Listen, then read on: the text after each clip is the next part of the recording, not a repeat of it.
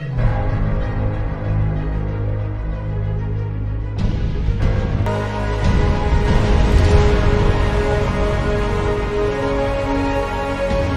galera, beleza?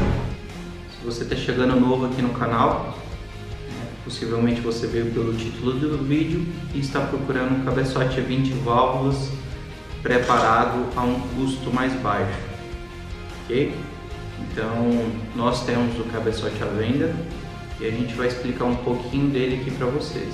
Por muito tempo o cabeçote mais idolatrado pelo pessoal seria o 16 válvulas, tanto que o recorde mundial de tração dianteira foi batido utilizando o cabeçote 16 válvulas, que foi com o Sérgio Sapin.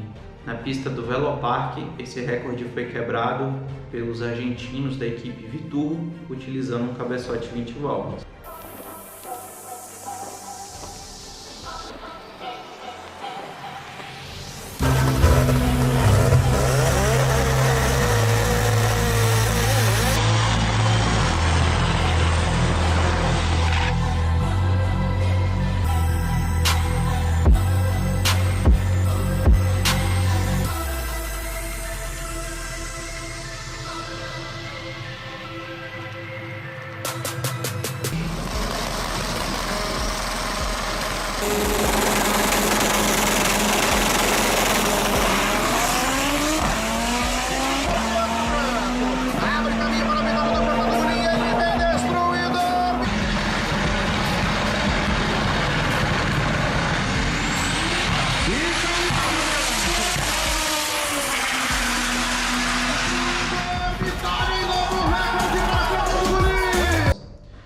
A diferença de um cabeçote 20 válvulas do Viturro para os nossos de rua, o maior feito deles foi ter conseguido engrossar a válvula, tá?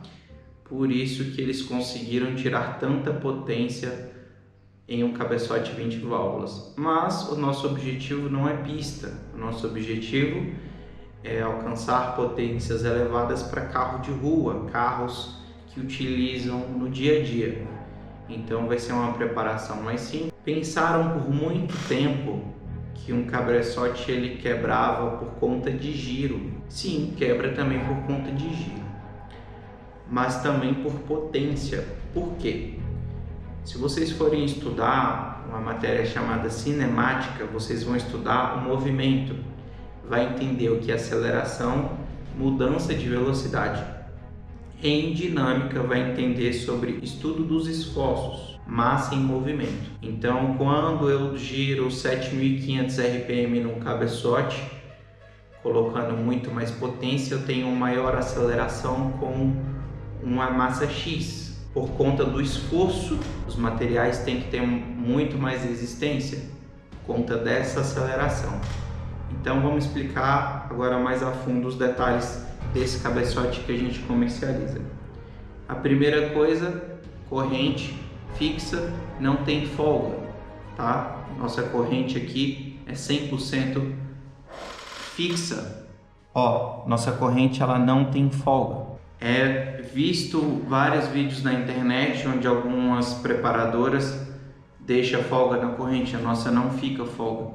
O tensor hidráulico ele serve para amortecer a corrente, esticar a corrente e distribuir toda a força pela corrente, tá? Só que como ele funciona por pressão de óleo, pode acontecer dele vir a falhar.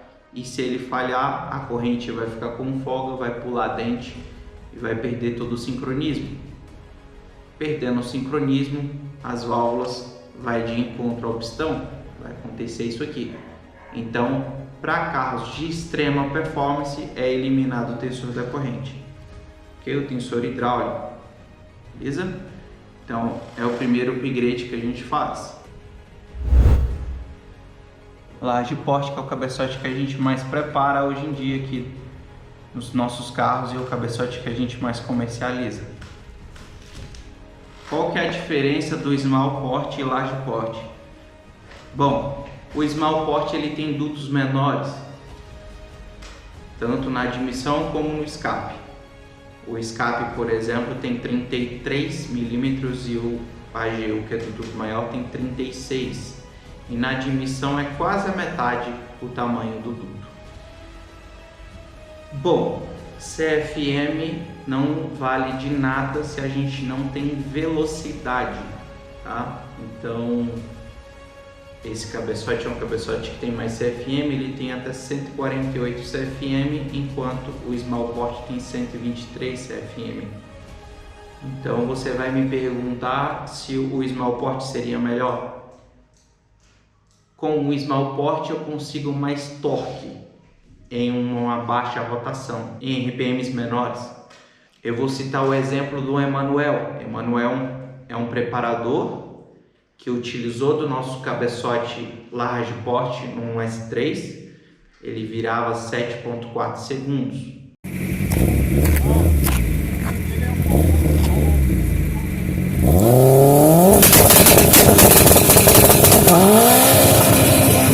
Em cima vem um 7, caiu a casa lá em cima, é recorde pessoal, entrou de 4.9, é recorde pessoal lá em cima, 7.400. E aí ele acreditou-se que o cabeçote, por ter mais velocidade, seria melhor no carro, né?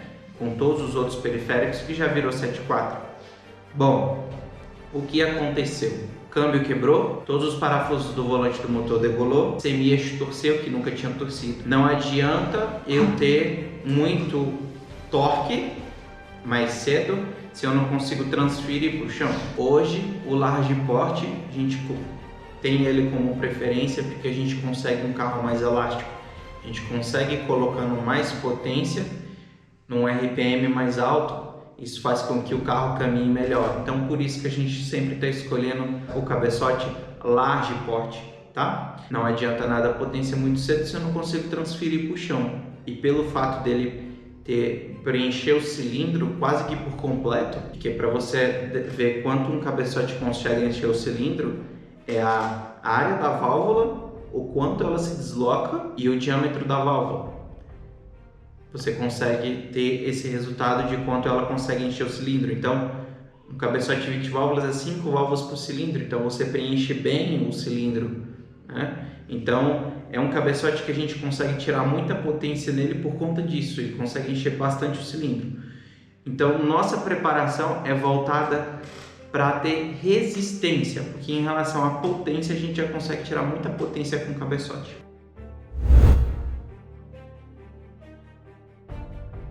As válvulas de escape, ela tem no interior, elas são ocas e no interior dela tem sódio. Tá? Então, pelo fato dela ser oca, um aumento de potência não é bem-vindo. Tá? Então, a gente tira as válvulas de escape originais e coloca de inox. No caso, esse cabeçote aqui, ó, de inox. Suporta também mais temperatura.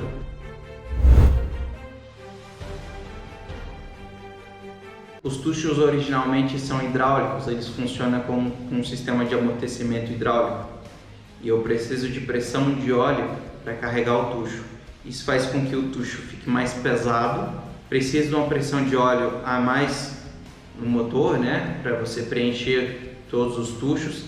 E se esses tuchos virem a falhar e não virem a carregar, essa válvula vai descer, tá? Então, o tucho, a gente fecha o tucho, deixa o tucho seco. E o nosso maior desafio foi achar a regulagem ideal. Porque quanto mais folga eu deixo no tucho, mais eu perco no levante do comando, tá? Porque quanto mais folga eu deixo, menos eu aproveito o levante do comando, tá? Então, hoje a gente já chegou numa folga onde a gente ainda tem resistência e não perde no levante do comando. Você perde também no cruzamento de válvulas. E um outro detalhe muito importante sobre o tucho é que quando a gente fecha ele, a gente tem que fechar com solda, então ele sofre dilatação. Então a gente tem que trabalhar o alojamento por alojamento de tucho. Então quando a gente manda um cabeçote para o nosso cliente, a gente avisa, olha, tudo aí está na posição que tem que estar. Não pode desmontar o cabeçote e inverter as posições, tanto por conta da folga do tucho, quanto por conta do alojamento, tá? Naquela posição ali do comando.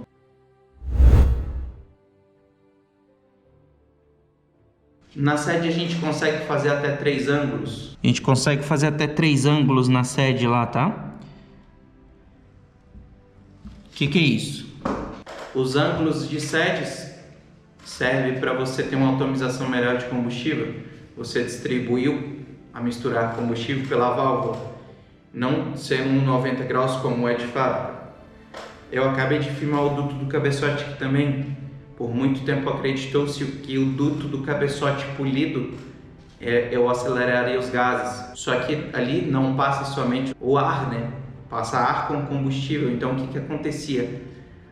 O combustível se prendia na parede do cabeçote, formava gotas, né? Então eu não conseguia um acerto bom de marcha lenta. Esse acerto de marcha lenta em um vácuo maior, o ar passa ali com velocidade lenta, né? Então o combustível prende na lateral do cabeçote, forma gotas. Então o que a gente faz é tirar as imperfeições da fundição. Por que a fábrica não faz isso? Porque demanda muito tempo, é um trabalho muito minucioso para você tirar as imperfeições do cabeçote. Porque quando você tem na fundição um grãozinho aqui que seja, o ar passa por aqui e forma uma rampa, atrás dessa rampa cria um vórtice, né? Então o que a gente faz é tirar as imperfeições da fundição. E em questão de fluxo, a gente consegue aumentar na admissão até 33% e no escape até 25%. Lembrando que uma carcaça nunca é igual a outra, então esses números podem variar. Isso medido com a bancada de fluxo de 1 polegada, tá?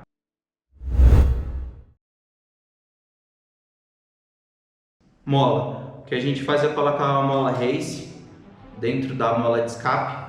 Essas molas não é de AP, não é de Fiat, é uma mola produzida pra gente aqui, no nosso fornecedor de mola, e a função da mola é aumentar a carga inicial e consequentemente a final. O levante do comando ele tem 9.15, arredondando dá 10, tá? Então eu não posso exceder a carga de mola. Se eu exceder a carga de mola, eu também vou ter problema com trava, vou ter problema com prato.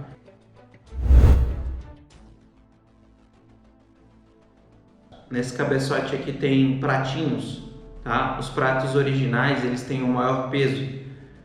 No prato original ele tem 14 gramas para o escape e com o nosso prato a gente chega a 6 gramas. Na admissão 8 gramas e a gente chega para 2 gramas, tá? Por que os pratos mais leves? Para diminuir o peso do conjunto, né? Quanto mais leve for o conjunto, menos risco eu tenho, né? É o que eu estava falando sobre na matéria de dinâmica, né? Onde você estuda os esforços e a massa em movimento.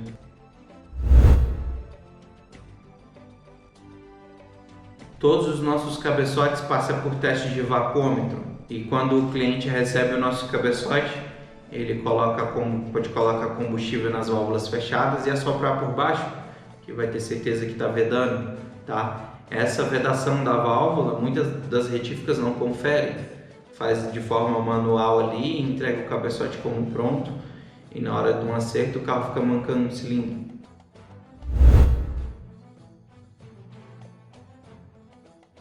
Quando você tem um cabeçote preparado, que você tem mais carga de mola, se recomenda o uso de polia mais resistente, tanto do cabeçote quanto da polia do virabrequim, porque você força mais a chaveta, tá? Então se você tem um cabeçote nosso, recomenda-se utilizar essas duas polias aí mais resistentes, beleza? Força mais a chaveta aí.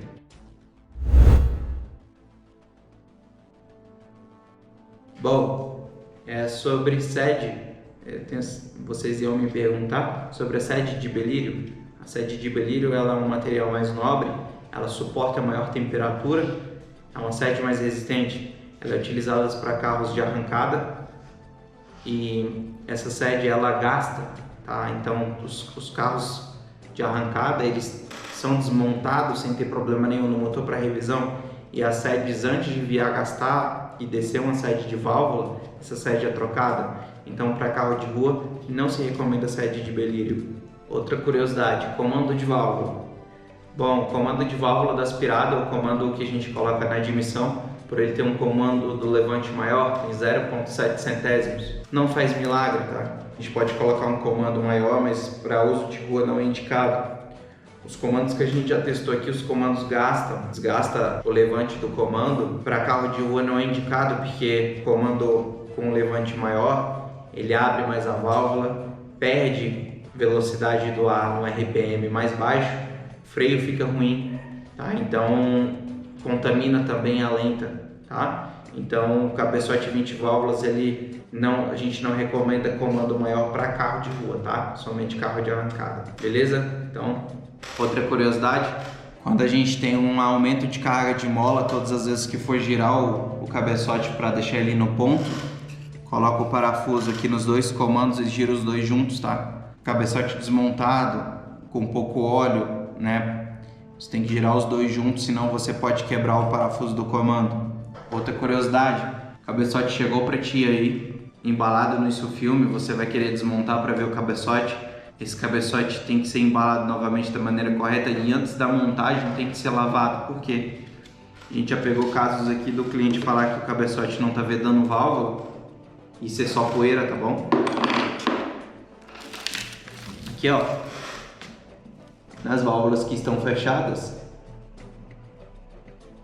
quando o cliente gira, né, e deixa o cabeçote na oficina aberto, pega a poeira, não veda, né, começa a passar arara aqui. Então, se você tem um cabeçote aí preparado aí por nós, que foi bem embaladinho, deixa embalado, tá? Deixa para desmontar somente no dia da montagem, beleza?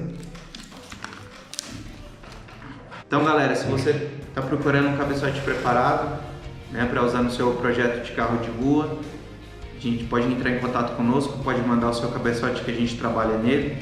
Esse cabeçote aqui, então, ele tem mola dupla no escape, tem prato mais leve e forjado, porque os pratos originais eles trincam também, tem válvula de escape inox, tem um trabalho de fluxo, retirada das quinas, né, da fundição, eliminação do tensor. E esse cabeçote aqui tem carro com 846 cavalos já usando, beleza? Então é só entrar em contato conosco aqui. Eu vou deixar o nosso contato aqui na descrição aqui do vídeo. Valeu aí, se inscreve.